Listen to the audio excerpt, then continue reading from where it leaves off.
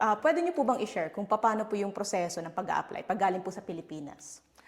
Well, number one, sa isang aplikante na nais, for example, pumunta ng Czech Republic, again, as I said earlier, tingnan yung DMW website. Piliin doon ano yung klase ng trabaho na gustong applyan, ano?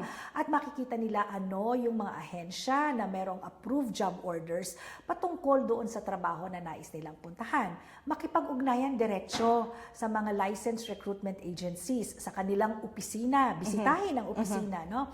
Para malaman ano yung mga requirements at maaari ba silang mag-file ng kanilang application, more or less sila ba ay qualified para doon sa posisyon na ina-applyan. And then from there, magkakaroon ng interview, selection ang employer. Okay, so kung magustuhan siya, that's the time na magkakaroon ng pirmahan ng employment contract. And then later on would be yung pagproseso na ng mga visa, and then later on yung issuance ng Overseas Employment Certificate na magsisilbing exit pass ng isang OFW para makarating naman siya, for example, dito sa Czech Republic. So yun.